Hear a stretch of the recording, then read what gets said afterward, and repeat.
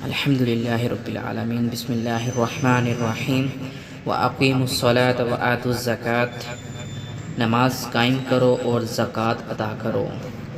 آج ہم سیکھنے جا رہے ہیں نماز۔ 5 نمازیں ہر مسلمان پر فرض کی گئی ہیں۔ ہم بیسک چیزیں ان کی سیکھتے ہیں جن کو نہیں آئیڈیا، یا بچوں کو سکھانے کے لیے جو کہ بہت ضروری ہیں۔ اس میں ہے نماز کا سب سے پہلے وقت اور رکعت کا ہمیں پتہ ہونا چاہیے کس ٹائم پہ کون سی نماز ہے۔ اس میں نماز فجر صبح سورج نکلنے سے پہلے ادا کی جاتی ہے۔ اس میں 2 سنت اور 2 فرض ہوتے ہیں۔ کل جو رکعت ہیں اس کی وہ 4 ہیں۔ ظہر، اس میں 4 سنت، 4 فرض، 2 سنت اور 2 نفل ہوتے ہیں۔ اور یوں جو ظہر کی رکعت ہیں وہ 12 ہیں۔ عصر 4 سنت، 4 فرض، ان پہ اسٹیرک ہے، سنتیں بھی لازمی ہیں، 8 رکعت ہیں۔ مغرب سورج غروب ہونے کے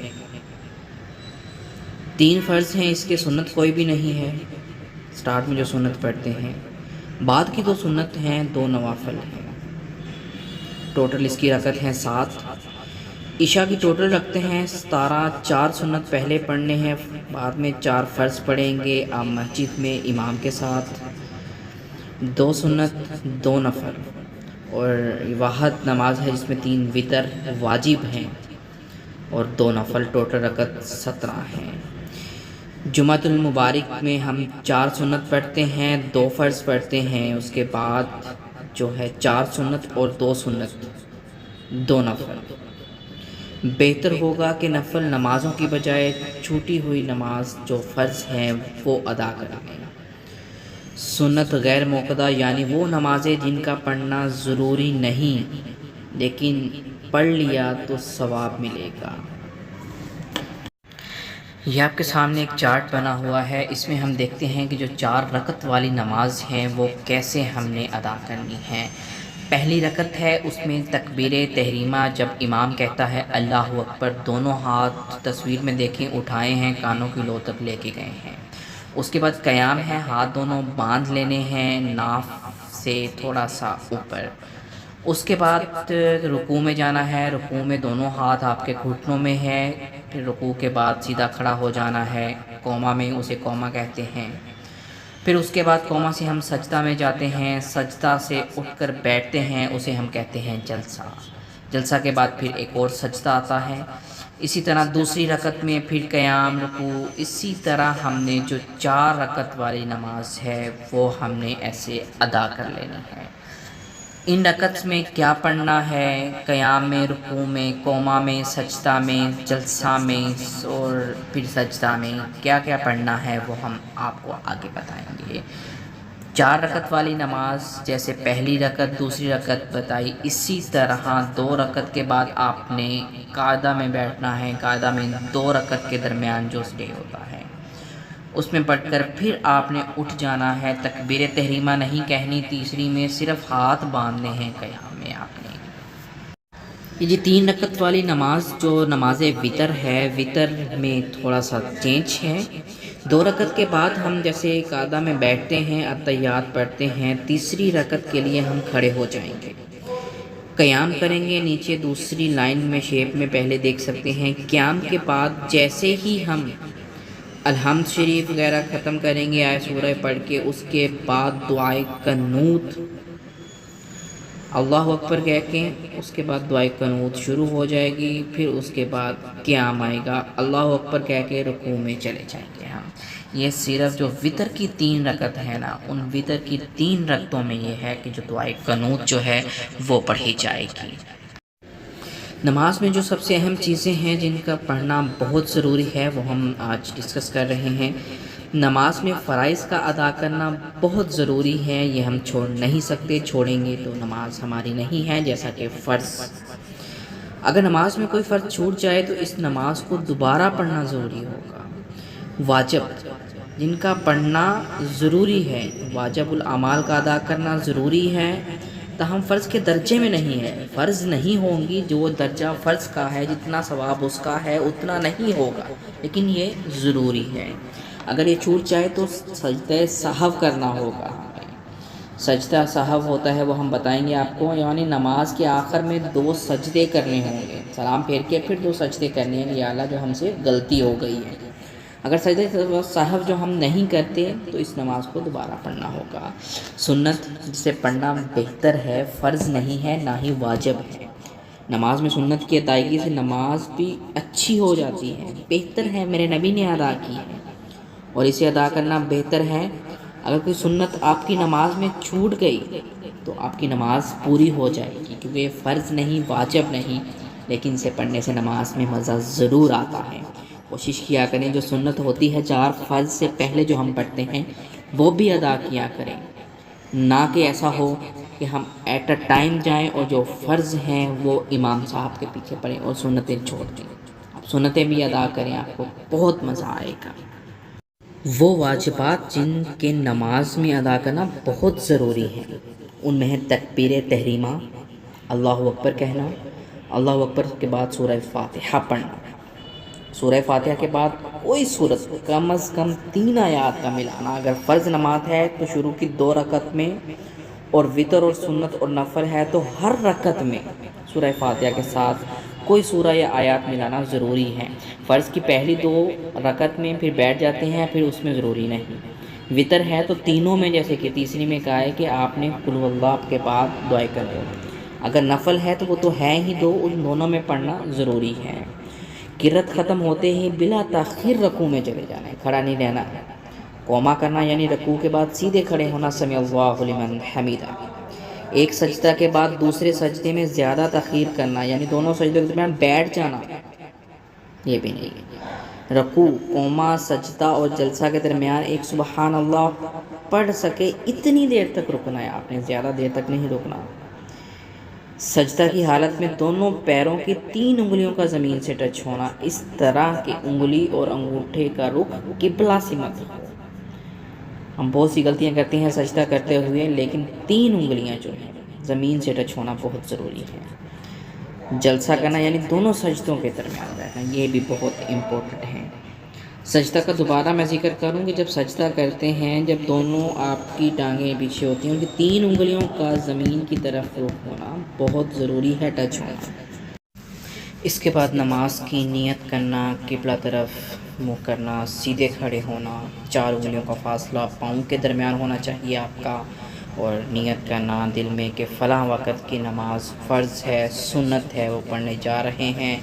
دل سے نیت کر لینا کافی ہے، بلکہ کہتے ہیں کہ آپ اتنا سلو پڑھیں کہ ساتھ والے کو ہلکا سا سنائی دے جائے، تاکہ اسے نہیں بھی آتی اس کی بھی نیت ہو جائے۔ نماز کی نیت باندھنے کے لیے مشہور طریقہ یہ ہے، 2، 3، 4 رکعت فرض یا واجب یا سنت یا نفل یا فجر، ظہر، مغرب، عشاء کے واسطے منہ میرا کعبہ کی طرف، جماعت کے پیچھے ہیں تو اتنا کہہ دیں، پھر آپ اس کے بعد اللہ اکبر کہتے ہیں۔ اب ہم آتے ہیں نماز کیسے پڑھنی ہے۔ سب سے پہلے تکبیر تحریمہ، دونوں ہاتھوں کو کان کی لو تک اٹھائیں اور انگوٹھے سے کان کی لو ٹچ کریں، جیسا کہ آپ کو تصویر میں نظر آ رہا ہے۔ اس دوران انگلیاں نہ بہت زیادہ پھیلی رہیں، نہ ایک دم ملی رہیں، بلکہ نارمل حالت میں رہیں۔ چہرہ آپ کا قبلہ کی طرف ہو، خانہ کعبہ کی طرف۔ ڈائریکشن آپ کو پتہ ہوتا ہے، اس موقع پر نظر سجدہ کی طرف رکھیں اور آپ نے کہنا ہے اللہ اکبر، اللہ سب سے بڑا ہے۔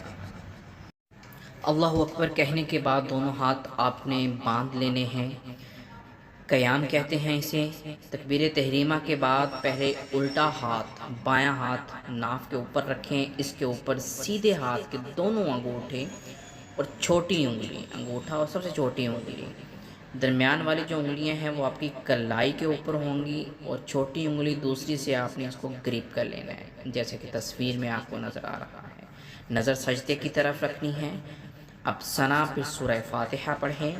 سبحانک اللہم وبحمدک وتبارک اسمک وتعالی جدک ولا الہ غیرک۔ پاک ہے تو اے اللہ، میں تیری حمد کرتا ہوں، تیرا نام برکت والا ہے، اور تیری شان بہت بلند ہے اور تیرے سوا کوئی معبود نہیں۔ یہ آپ کا قیام میں آپ نے پڑھنا ہے۔ اس کے بعد آپ نے پڑھنا ہے اعوذ باللہ من الشیطان الرجیم بسم اللہ الرحمن الرحیم۔ یہ پڑھ کر پھر آپ الحمدللہ پڑھیں گے۔ الحمدللہ رب العالمین الرحمن الرحیم مالک یوم الدین ایاک نعبد و ایاک نستعین اہدنا الصراط المستقیم صراط الذین انعمت علیہم غیر المغضوب علیہم ولا الضالین۔ اگر امام کے پیچھے ہیں تو آپ ہلکی آواز میں، اگر امام یہ الحمد شریف پڑھ رہا ہے تو آپ کہیں گے آمین۔ اگر آپ خود پڑھ رہے ہیں یہ پڑھ کے آپ آہستہ سے منہ میں کہیں گے آمین۔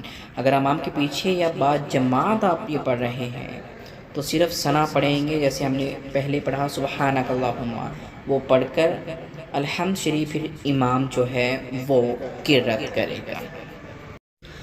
الحمد شریف کے بعد پھر آپ ایک چھوٹی سورت سورہ اخلاص پڑھ لیں۔ آپ قرآن کریم سے کم از کم 3 چھوٹی آیات یا 3 کے برابر 1 آیات اس کی قرات کر لیں۔ واجب، سنت اور نفل نمازوں میں ہر رکعت میں سورہ فاتحہ کے بعد کوئی سورہ ملانا چاہیے۔ فرض جو نمازیں ہیں تیسری اور چوتھی رکعت میں سورہ فاتحہ کے بعد کوئی سورہ یا آیتہ کی قرات نہیں ہوگی۔ آپ نے سورہ اخلاص پڑھ لینی ہے۔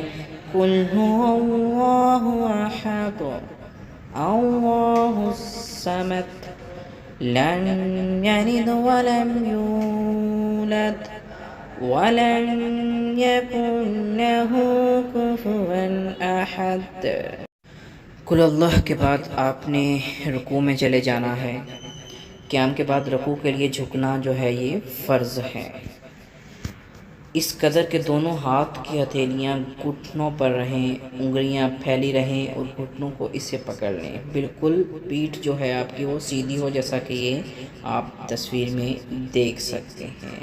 اس طرح سیدھی ہو کہ اوپر پانی کا گلاس ایک رکھیں تو گرے نہ وہ۔ جو آپ کی جو آنکھیں ہیں، نگاہیں ہیں، یہ جو ڈاٹڈ لائن لگائی ہے بالکل آپ کی جو انگلیاں ہیں جو انگوٹھوں کے بیچ میں، دونوں انگوٹھوں کے بیچ میں رہیں، اور اس طرح آپ نے 3 دفعہ پڑھنا ہے سبحان ربی العظیم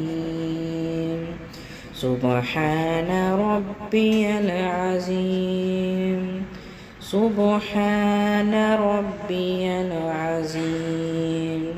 پاک ہے میرا پروردگار عظمت والا۔ رکوع سے آپ نے سیدھا کھڑے ہو جانا ہے، جسے ہم قومہ کہتے ہیں۔ دونوں ہاتھ سیدھے چھوڑ دینے ہیں، نگاہیں جو آپ کی سجدہ پر رکھیں۔ رکوع سے اٹھتے وقت آپ کہیں گے سمیع اللہ لمن حمیدہ۔ اللہ نے اس کی سن لی جس نے اس کی تعریف کی۔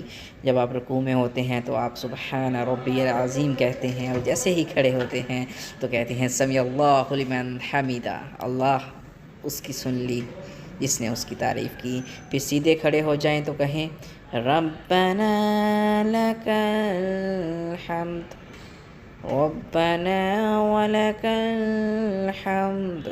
اے ہمارے پروردگار، سب تعریف تیرے ہی لیے ہیں۔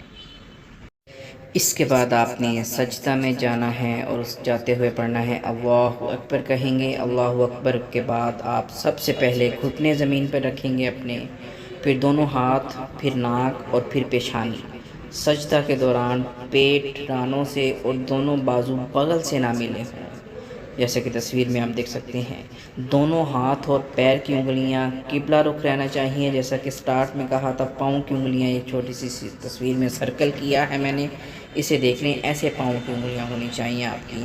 سجدہ میں جانے کے بعد کم از کم 3 مرتبہ، کم از کم 3 مرتبہ، زیادہ مرتبہ آپ پڑھ سکتے ہیں لیکن کم سے کم 3 دفعہ پڑھنا ہے سبحان ربی العلی سبحان ربی العلی۔